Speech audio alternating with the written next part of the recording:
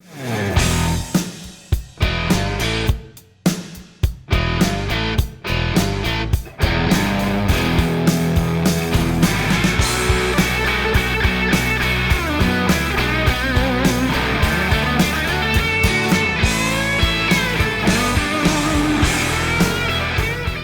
everybody, and welcome to another episode of the Catholic Talk Show. This is Ryan Delacrosse. I'm here with Ryan Shield and Father Rich Pagano. Hey, guys. What's happening? What's up, players? Hey, playa. Yeah, we're in Cast Media Studios in Hollywood. Our media partner. Really beautiful day here in LA. It might look like the same background of every Weather episode, never changes here. Yeah, it's great. We're in the land of LeBron James here. Have you seen how many advertisements around town? That hurts me so hard. Especially you. I'm from Cleveland, and that used to be the land. Yeah, I'm sorry about that. It's a good segue into the title of this episode.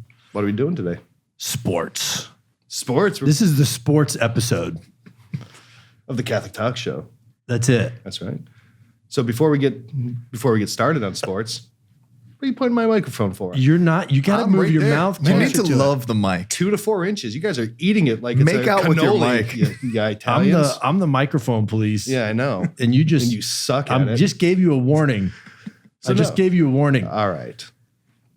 You have a yellow card?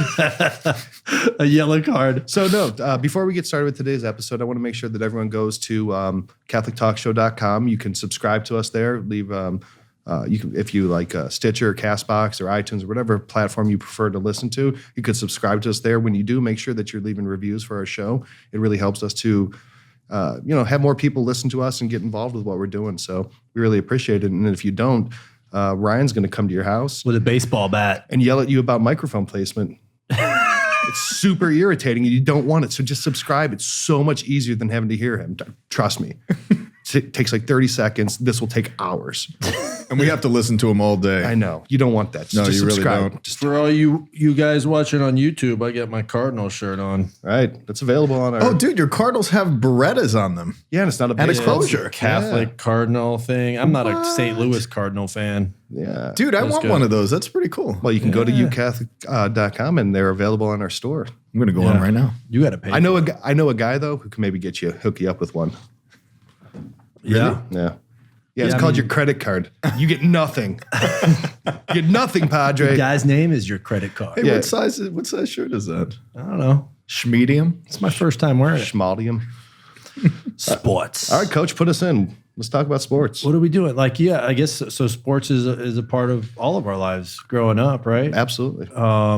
Was definitely a part of mine, and it was a part of my conversion too, as well. Mine as well. Yeah. Basketball for me. Yeah. Baseball for me. Mm-hmm. Yeah. I think sports was a part of my deconversion before my reversion. You have some troubled past. A little bit, yeah. No, when I love sports. That's all I did growing up. Baseball, football, basketball, everything. And then high school rolls around and I'm playing sports, and then my hair starts getting long and I start playing guitar and finding all kinds of other things. And you grew out a beard at 9th grade? No, really? No, I couldn't grow a beard in 9th grade. You would have. No, it's just a terrible little mustache. But then my hair got long. The coach was like, "Dude, you got to cut your hair." And I'm like, "I'm not doing it." So that was the end of my career, and I really loved it. But so your coach was making you cut your hair? Yeah. For what sport was that? Baseball. Wow. Yeah. I'm like, no, man, I'm in a band. I can't do that. So at that moment, I chose my childhood love of sports to let it go and follow, rock and roll. That was part of your conversion story. Yeah? Well, the rock and roll band. Yeah. On all the nefarious things I did during that time. There you go. Yeah. What about you guys? I know you guys both have awesome sports conversion stories. Yeah, mine is, I was... for those of you guys don't know, Delacrosse he was a good baseball player. You were offered a contract by an MLB team, weren't you? Yeah, I remember the phone call, and I remember what I was doing at the time, and I was just like, man, I gotta make $800 a month over here in minor leagues. Or what team? Dodgers. Yeah. Dodger Blue. Yeah, I met Tommy Lasorda. Played with A-Rod in high school. Oh, that's cool. Yeah. Was he juicing then? I suppose. I don't know. Tommy Lasorda's Catholic. Yeah. He has a great quote. He's like, I've been a Catholic all my life, and one thing I've never understood is why the Corinthians didn't write back. That's funny. That's very And good. his godson was Mike Piazza. Yep. Yeah. And he And Mike was Piazza was just a really very active member of his faith community. Yeah. Yeah. Very spoke, he spoke very well and eloquently about the faith. And I think if I might not be correct, but I'm pretty sure that that he was drafted in like the 59th round As a favor. As a favor. Not a favor, but like, hey, you play baseball. Hey, let's give him a shot. Tommy Lasorda, and I can do things like that. I'm Tommy Lasorda. I know can that. draft scrubs. And he turned into a Hall of Famer. Hall of Famer. Yeah. Oh, wow. Yeah, pretty crazy. That's his godson. Before we get into your stories, I wanted to let everyone know kind of some of the things that we're going to bring up in this episode so you can, anticipate it. So we're going to talk about Not hit stop when we start saying the story. They're like, oh, these guys. Boring. You're lame. You weren't Yeah, that good. Totally heard this story over and over again. So we're going to talk about the Hail Mary play. It's probably the most famous play by name in all of sports, and the origin of that and its Catholic origins. We're also going to talk about, I think, the greatest baseball player of all time, The Babe. the Babe, Bambino. and why the Catholic Church basically made Babe Ruth a baseball player that he wouldn't have been a baller without us. Yeah. And then we're also going to talk about the Pro Bowl quarterback who's actually descended from a Catholic saint. Wow. That's good stuff. Yeah, that is. A couple other things too that we're bring up. But, Okay. but why don't we hear your story? You don't want to tell people about that. You're just Not yet. That'll come up in the course of natural conversation. Yeah. Yeah. I mean, my story is not that great. I had the opportunity and was immersed in the drug culture and selling drugs and trying to make it there, and I failed miserably. So you turned down the contract because you were living a decrepit life instead. Yeah, as part of my thing, but Do you regret that? It eventually, oh no, not at all. No? Without that, I wouldn't have been propelled into darkness where I could actually open myself up to God. So yeah, baseball, football. I was a 2-sport all-state guy in high school in Florida, baseball and football. Got a bunch of college scholarships and all that kind of stuff. So yeah, enjoyed it. I still enjoy basketball. How long after when you kind of declined the contract or didn't even pursue it to you coming to the faith? 98, 2002, 4 years. Yeah. That's how long it took for my business to fail. Wow. Yeah, My heart to... You'd have been what, single A ball by then? I would have probably been let go. No, man. But it's what's kind of cool is like playing on a high competitive level, playing on a pre-Olympic team, playing Division I college football, Miami. We were playing against Miami, Florida State, Florida. We were one game away from the College World Series my freshman year. So I get to play against and with a lot of guys who eventually became pro baseball players, and a lot of friends of mine who became pro baseball players. So that was pretty cool, just kind of talking to them as a friend, like finding out, what that life was kind of like. A good friend of mine, Juan Padilla, who I beat out at shortstop in college. He became a pitcher because I beat him out at shortstop, and he actually was drafted as a pitcher and pitched for the Yankees and the Mets. He had a very good career. He was a good pitcher. Excellent. Yeah. So that's my story. Without going into the conversion side, just kind of sticking with the sports side. Let's talk about baseball, man. Baseball, I think, is the most Catholic sport. I think of all sports, baseball is the one that has the closest parallels to Catholicism. It's traditional, it's arcane, there's all kinds of statistics, there's rules that don't make sense unless you follow it. I don't know. Ball in a basket. For basketball, you pass the basket at every mass on Sunday. And you put it in the basket. That's how you win. So, I mean... You hear that, parishioners? You better tie. Basketball is an analogy. So very Catholic, yeah. If you want the victory, if you want the W, put some money in the basket. He shoots. He scores. Hey. So Babe Ruth. Yeah.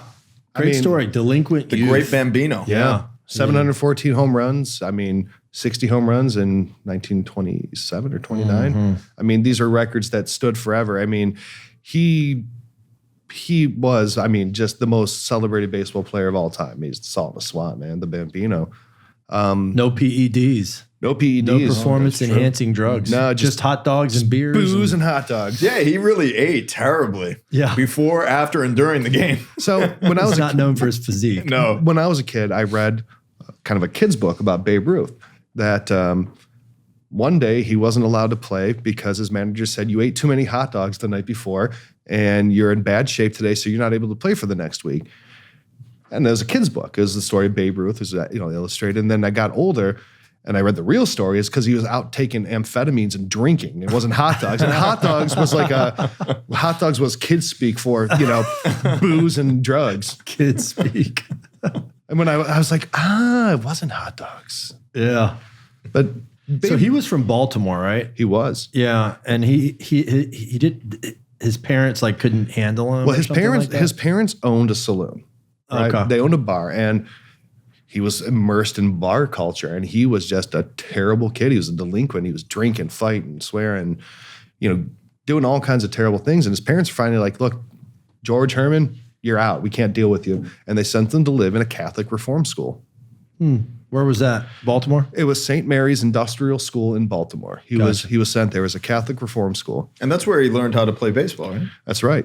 So there it was the Xavier brothers, and they ran this school for delinquent Catholic youth in Baltimore. And they had to find constructive things for them to do. And there was one brother there. He was a 6'6", 250-pound Xavier brother named Brother Matthias. This was What a perfect name for him, too. Yeah. It's like, there's Brother Matthias. Here he's got boom, boom, boom. Just like walking down the hallways of the convent, the monastery. Convent. Wow. You need some coffee. Sorry. But, So early. he, Brother Matthias took Babe Ruth under his wing and under his protection, and really he taught him how to play baseball. He helped him get his life together.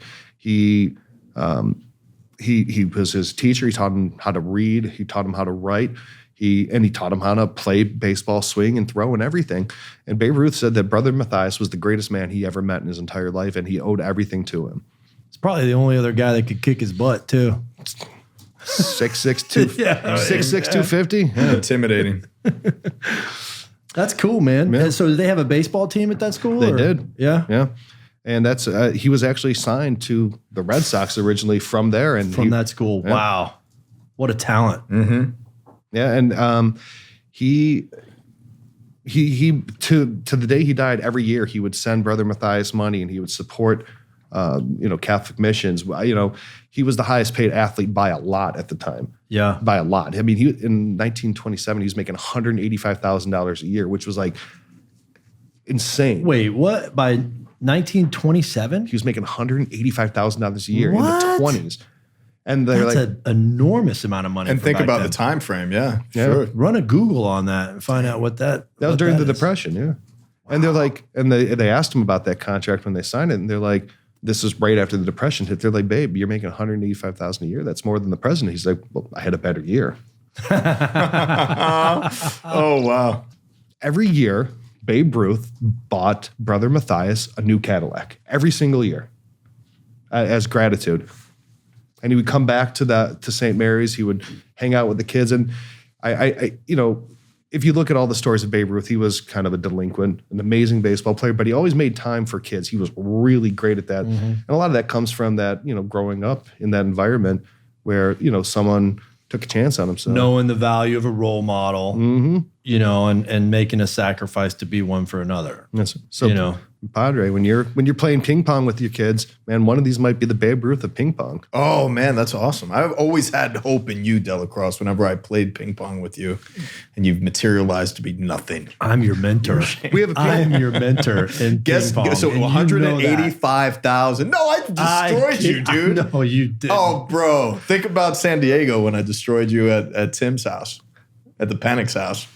Happened. I don't remember. Yeah, All right, exactly. here's what we'll do. After this, in the comments below, I'm going to post. We have a ping pong table right out there. Oh, it's on. It's right out there, and we're going to do a 2-11 match, and I'm going to record it, and everyone's going to be able to see who is the ultimate champion. That sounds perfect. Good. Deal. Game on. So the winner of that game is going to get what is equivalent to $185,000 in the 1930s that Babe Ruth got, which is $2.6 million. Wow. That's a bargain. How about we dial that back to like the 1700s? The Why? 1700s. And then we'll just bet like $20. This mentor that he had really had a big impact on his life. Yeah. You know? We're here in Los Angeles, and just down the freeway, there's a baseball team, Yeah. San Diego Padres. Represent. Right? I have a great picture on my Instagram feed at Father Pagano with the Padre at the baseball field. I've got Padre my and clerics Padre. on. I've got a margarita in hand, and we Yeah. took a picture together. The people that were downstairs, because I was invited to go into their club section and stuff and see the baseball players warm up before Cool. the game and stuff. It was a really cool experience. And I took a picture with the Padre, and everybody was like applauding and laughing and stuff like that. It was cool. That's such a great mascot. Yeah, I mean, people forget about it, but the San Diego Padres are named after the Franciscan missionary priests who founded the city and founded Southern California. So, I mean, they've Very got cool. What's the official name of the mascot? The Something it's a friar. Yeah, it's Friar. Fighting Tuck? Friar? No, Friar Tuck. I don't know. He didn't tell me his Huckleberry. name. I tried to talk to him. and He was in just very character? silent. Yeah, he was in character. He was in character. Yep. Yeah, no, that place is littered with Franciscan, streets and, Well, all of missions. California is. Oh, yeah. Los Angeles, San Diego, El San Camino Francisco. Real, man. 21 mission churches. St. Junipero Serra started blazing that trail. And his first parish was right there in San Diego. And Mission San Diego. San Diego. What does San Diego mean? Oh, man. I think there was a movie that explained that, right? Whale's wisdom tooth? Is that what it was? Something like that. Yeah, something like that. Goodness meo. So, That's strike one, boys. That's strike one. Really? Yeah, if we get 3 strikes, we got to shut this episode down. Yeah. That's strike You're one. out. yeah, we need to invite a lovely lady in here to kind of keep us in check every once in a while. This is So I think there's 3 teams that are really there's the Cardinals, right? We got the Cardinals. Wow. We got the Angels. We got the Padres. Man, those are 3 good Catholic names for teams. And the guy that you played with, David Eckstein, is one of the few players who played for the Padres, the Angels, and the Cardinals. Wow. That's a Catholic career, man. That is And he's a Catholic, Wow. too. He is. He's a big time Catholic. And he was a Gator too, but I don't see the connection. But that's where we played together. We played against him at Florida, and he was excellent. He walked on there. He walked on it. He walked on. Oh, my goodness. Yeah. Must have been Amazing guy. excellent. Amazing guy. Because UF has a great program. Yeah, and he's one of those small guys, like Altuve or whatever. How tall is he? Really 5'6", 5'7"? 5'8", 5'8". 5'7". He was the first winner of the Heart and Hustle Award for Major League Baseball. Yeah. A two-time All-Star, World Series MVP. Yeah. Good career. There's actually a movie out, a documentary about him. I believe Mike Sweeney, a couple other guys, Faith in Baseball or something like that. It was on a DVD about 10 years ago when he was playing. It's pretty good. It's pretty good. You talk about their faith. I remember watching one with Mike Piazza. In it. That's the same one. Oh, it's the same one. Yeah, it might have been him too. Okay. I can't remember who else was I think in it's it. called Champions of Faith. That's it. Champions That's of exactly Faith. what it is. Yeah, that's Champions it. of Faith. Yeah. If you still have a DVD player out there, listeners, if you think about it, we're not making fun of you, but just saying, might be able to get it, Yeah, but playing for those 3 teams, that's pretty cool. Yeah. Yeah, that is a cool career. Yeah. That's really Especially the fact that he was Catholic. Yeah. cool. Yeah. Let's shift sports now. Let's go over to the gridiron. Let's talk football. I want to hear the Hail Mary story. I don't know the story. Now, Yeah, I don't know the story either. the Hail Mary is, I think, probably the most iconic single play. Yeah. I mean, besides a home run or a slam dunk or whatever. Grand Slam. Right, Grand Slam. It's the most iconic named play outside of a core play within a sport Yeah. is the Hail Mary. Now, where do you think the Hail Mary starts? Notre Dame. Notre Dame. Where else, right? That's everything. That's where like football kind of started. But I was going to say Hail Mary, full of grace. The Lord. I mean, that's probably the priestly response. Yeah. Where does the Hail Mary start? With those words. okay, yeah, but we're talking about sports. Oh, okay. Yeah. So Notre Dame, that's awesome. Notre Dame back in 1924, the Four Horsemen. You know, Wow. Yeah, Lagrange. yeah, so there was the four horsemen were Crowler, Layden, Miller, Stoll. I don't know how to pronounce it. It's good. It's perfect pronunciation. You're so good at that. Linguistics, man. That's what You're happens. good at it. That's great. Yeah. Thank you. Yeah. Larry. And it's the play that, you know, all the receivers just run in straight pattern out to the end zone. It's got to be and like 50 yards away. Yeah. It's just a hopeful, hey, Heave end of it the up game. Let's hope that, you know, they catch it. Hail Mary. Yeah. So this happened in Notre Dame, and what was the call? Who called it? So they were. There was a close game. Notre Dame was playing Georgia Tech, and what they were doing is before each scoring play, they would say a Hail Mary. So they'd be in the huddle and they'd say a Hail Mary. So then afterwards, they were like, yeah, "You guys had played a great game." And like, what were you doing out there? And he's like, "Well, our Hail Mary plays were the ones that won us the game." And they would say a Hail Mary in the huddle. They go out and they would score. It just kept on happening, right? That's amazing. Wow. So, but that's not the play of the That's Hail not Mary the play. So then that kind of became a tradition. It's the precedence of saying a prayer. Oh, when we said the prayer. Right. So then in 1935, again, it was what at the time called the game of the century, is Notre Dame versus Ohio State. And they did a sweep. Halfback Bill Shakespeare found Wayne Milner for a 19-yard game-winning touchdown. And they called it, in other words, one of their Hail Mary plays. Right? They'd say a Hail Mary before. It's Notre Dame, right? So, you know, there's kind of a history of that.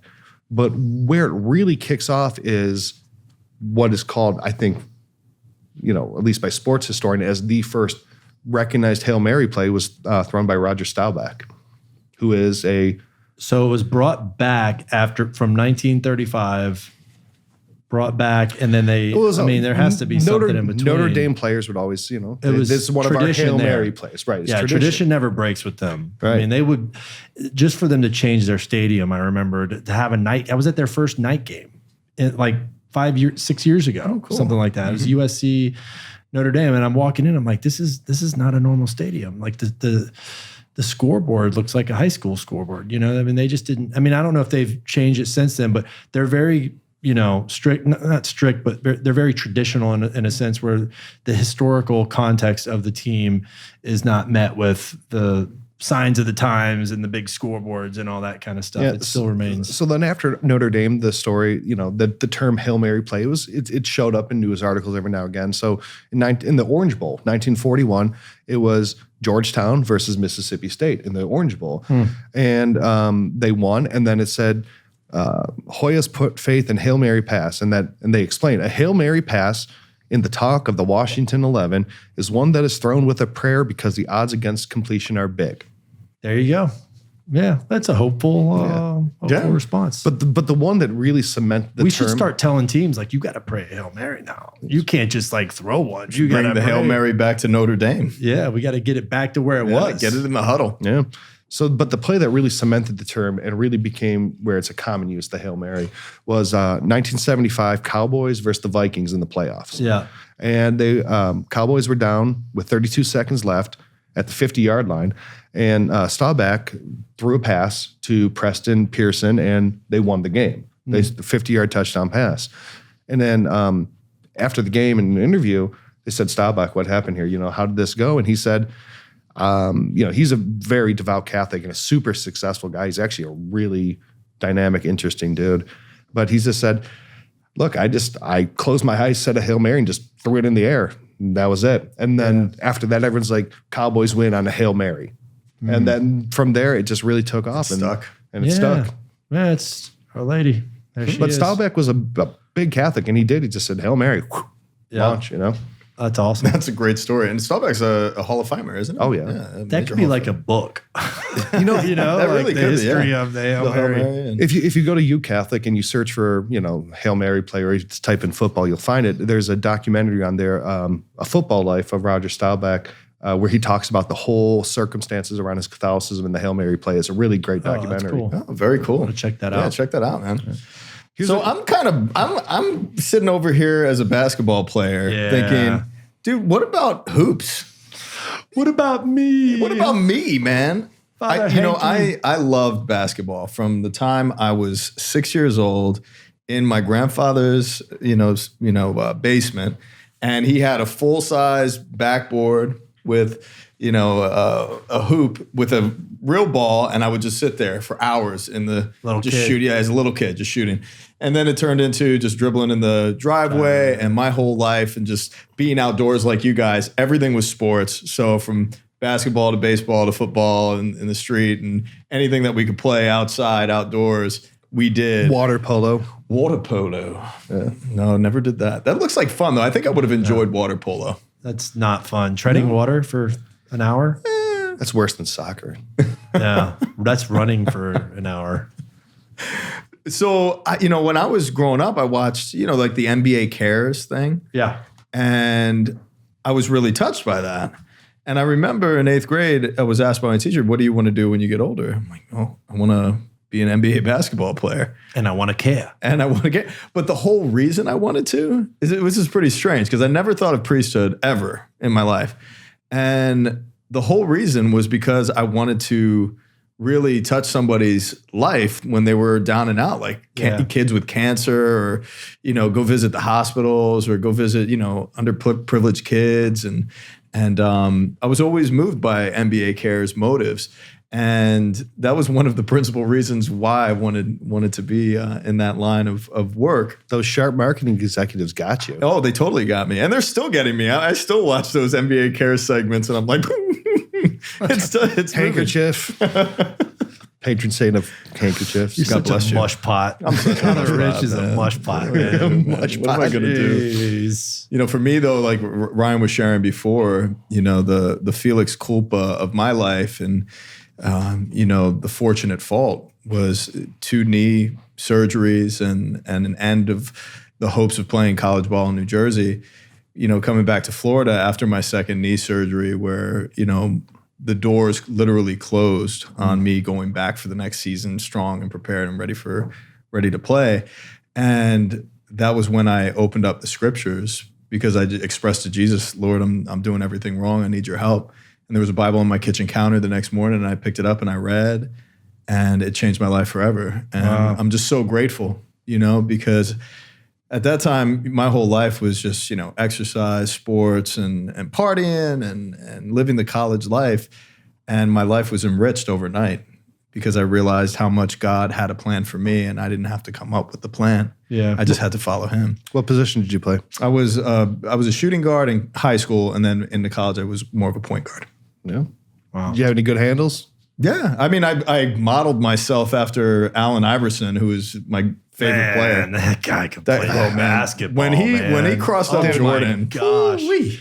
That guy. Everybody in the world became a fan of Allen Iverson. Iverson, Georgetown, Catholic University. Yeah, that guy could play some basketball. And he had an amazing life, man, and so many different challenges that he faced. And I look at him as a civil rights representative of the African American community. Yeah, and he was ostracized for so many different reasons.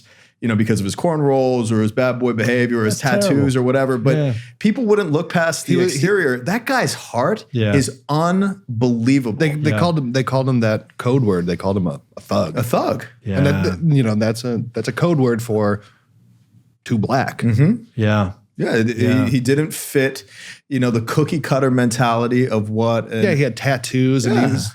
You know what Kobe Bryant said? What's that? He was asked by a guy, journalist on a television show, who's the hardest player you've ever guarded? And he thought about it for like a good 15 seconds. And then he said, Allen Iverson is the hardest guy to guard. That's pretty special. And actually leads to Kobe Bryant. He's actually he's a Catholic, right? But I mean, he served at the Vatican.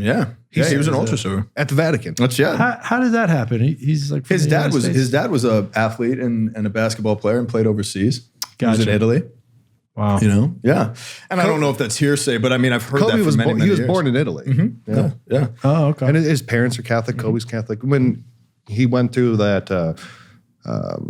He went through a hard time with those accusations around rape and things like that. Yeah. And he in interviews, he credits his Catholic faith for saving his marriage and really saving his, getting him through those times. Mm-hmm. So Kobe Bryant, I mean, I Good on you. hear people tell like, yeah, we see Kobe in masks all the time. He was the black Mamba on the court, but the guy's a family man, and he's a man of faith, and he's a good guy, man. And I actually, Father Rich was exercise- called the White Mamba. The Italian Mamba. Kobe was a killer, man. And the fact, we're in LA right now, and I've grown in my love for the Lakers because of Kobe and the end of his career. Yeah. But I'm a New York Knicks fan. Yeah. I'm an East Coast guy. So I never had a lot of love for the Lakers.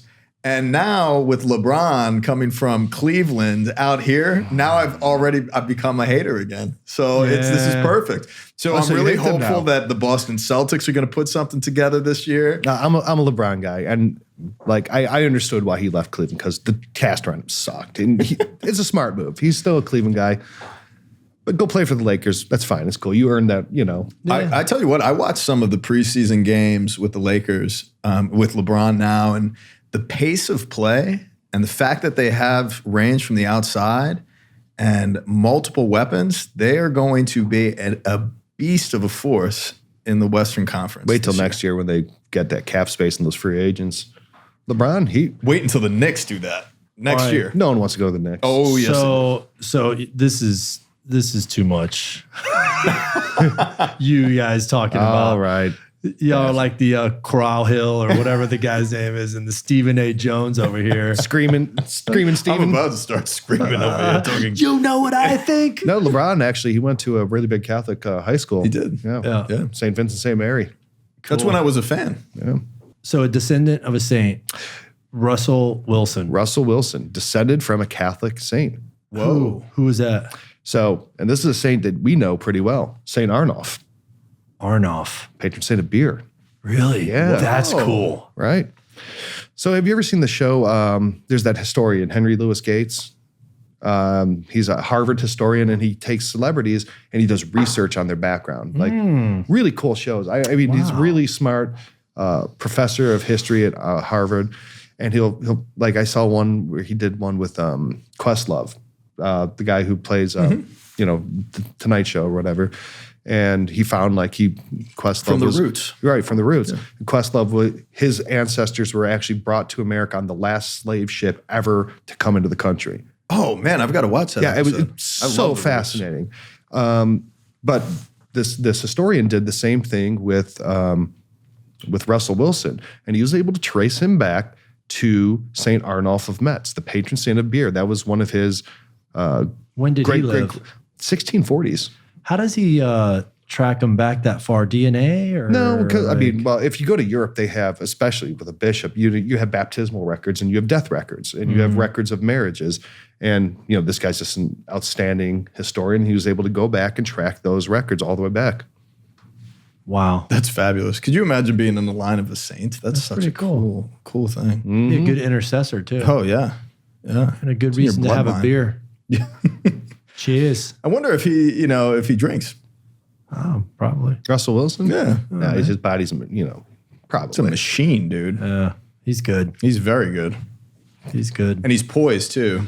My question. Quarterback. My question is, did he find out? Like, was it on the show? Yeah. They're Well, that's how we found out. Yeah. I mean, you didn't know. They found out. They're like, yeah, so dude, you're actually descended from the Catholic patron saint of beer. And what was his reaction? I didn't see the actual segment. I read about it. I want to go check that out. Yeah, definitely check that out. Yeah, pretty awesome. Do you know who the patron saint of athletes is? Saint Sebastian? Saint Sebastian. Why is that? Well, how he was martyred, he was shot with 50 arrows. They tied him to a tree and they shot him with 50 arrows, and they're like, okay, dude's dead, let's leave. And he had the stamina, endurance. He cut off, he got the ropes were freed, and he ran with 50 arrows in him back to his village to be able to, let everyone know that he, had went through this. I mean, he ultimately died, but he, He got to be with his community. Mm-hmm. That's cool. He was a warrior, dude. That guy was Yeah. beast mode. Could you imagine getting shot with that many arrows and just still having that endurance and that fire? Grace of God. Yeah, man. That's awesome. Alone. Dude, if I got shot by one arrow, I'd be, dude, I stubbed my toe last night and I was bitching and moaning about it. Yeah. My pinky toe. My neck and my back and my toe. Cool. Well, does your Inquisition question have anything to do with sports? Does. Oh my gosh. You nailed it there. I like do. it. Good job. All right. Good job, man. You ready for this? Yeah. Inquisition. I love sports. Not a big fan of the Inquisition because I'm always on the chopping block, but You've done well a few times. Come on. This is a variation of a very common philosophical and theological question. Mm-hmm. Could Jesus throw a curveball so nasty that he himself couldn't hit it? ooh, I like it. I like that question. Could he like that throw question. a curveball? Wow. So nasty. The conundrum. This is a major conundrum here. Because he would put this supernatural, like, I mean, this thing's breaking like Yeah. 86 feet. but he's a supernatural hitter. Oh, Right. He would make contact. But then that diminishes the perfection that he carries in himself as a pitcher. No, because it is the exitus et reditus. Ooh, what's that? Explain. He's dropping So- Latin on you, bro. So what proceeds from the Father returns to the Father. So from all eternity, God pours himself in creation and manifests himself in the person of his Son, Jesus Christ. And Jesus, in an act of redemption, returns the love to the Father. Well, no, this is not- Trinitarian. It's So basically Trinitarian what theology. you're saying- So exactly. he So hits it back right at Jesus Correct. and he takes his hat off. So, man. but then you're minimizing the fact that Jesus carries within him all perfections of throwing a curveball. yeah, but he throws the perfect curveball, Right. but makes perfect contact. See, but the perfect curveball. I like this Right? one. No, but the perfect curveball would not be hittable because then Why is that? Because by nature, its intention is to not be hit. So its perfection would be to not be hit. So if it was hit, it would be less than perfect. That's like ontological. But everything else and every batter in the history of the world could never hit this curveball. Right. But the one who can hit it is the one who is truly like depositing this amazing curveball of perfection Into an amazing. So then you're saying hitter. response. So you're saying Jesus is but then he carries more perfection in him as a hitter than he does as a pitcher. It is perfection as pitcher and hitter. Yeah, but perfection as pitcher would not allow a ball to be hit. But it would never be hit by any other person. That's right. But Jesus can hit anything. Jesus can throw a pitch that no one can hit, and he can also hit at any pitch that anyone could throw. Yes. But if he is the pitcher and the hitter, he would pitch and hit in perfection. But the pitch, if it's gotten hit, is not perfection. You're stopping at one perfect player, Right. but there's two. There's two Jesuses. No, there's Other not two Jesus. Heresy. Heresy. Arianism. Other Jesus, because you just put another Jesus in there. So this whole question is heretical. So Jesus is throwing, Jesus is hitting. Well, Jesus is omnipresent, so he's in the batter's box and on the mound. Then it's like his love. It returns back to him. Yeah, man. It is the love shared between the Father and the Son. And in the person of Jesus, where all things are made complete, he completes that circle gives within him- himself. He I don't gives like your himself answer. to the spin rate. I object to your answer. You know what? If you are supportive of my answer to Ryan Shield, I need you to support me in the comment section. See, And agree with me. If you agree with Shield, we're going to do a little tally and figure out if I did pass this Inquisition or not. But I do think, as a perfect manifestation of the Father, the Creator, you know, the one who ushered in, you know, all of creation, is going to be that same reality of the Trinitarian procession within God, Father, Son, and Holy Spirit just throwing out within big the words. person of Jesus Christ. So he is going to be a perfect manifestation of a pitch that is a curveball that is perfectly executed, but at the same time, he could hit that same pitch of perfection. Yeah, but if you look at with Anselm- the same exact perfection, But if you look at but it does Anselm not and limit the ontological- pitch and it doesn't limit the hit. it Hey does. guys, I'd hate to cut you short, but I've got a ping pong game to play. And go down. No, yeah, we dude. do need a wager. We'll wager offline. Maybe we'll put a bobblehead out there. Ooh, yeah. Yeah, JP2 for your... I raise you a Pope Benedict and a Francis. Oh, yeah, I'm down with that, man. I'm going to throw in a little flour. All right, guys. I think the whistle just blew, man. Yeah, I mean, yeah, exactly. You guys Game are about- over. You guys are about Shield- to jump across the table and duke it out. Even though Sheila and I are disagreeing on this, I feel very strongly All right. I know you do. about you both this. do. Exitus or And Reditus? this is a very good Inquisition. This isn't over. Yeah, Bring it. we're not done I'm yet. ready. Now I'm fired up, man. Yeah, it's all right. So, hey, before we leave you, make sure you go to CatholicTalkShow.com. There you can subscribe to us, whether it's on iTunes or Google Play or Stitcher or Castbox, whatever service you prefer. Make sure you subscribe to us. Make sure that you leave reviews. Subscriptions and reviews really help us to get this show out to more people like you who like to listen, who, will get to hear us talk about dumb things, which is, great. It's not dumb. We might be dumb people that talk about good things. Man, I prefer that. Yeah, it's better. you get to hear, you'll help more people listen to Father Rich be wrong on questions where he thinks he's right. There you go. Thanks for listening, everybody. We'll catch you on the next episode. Peace. Ciao. Later, guys.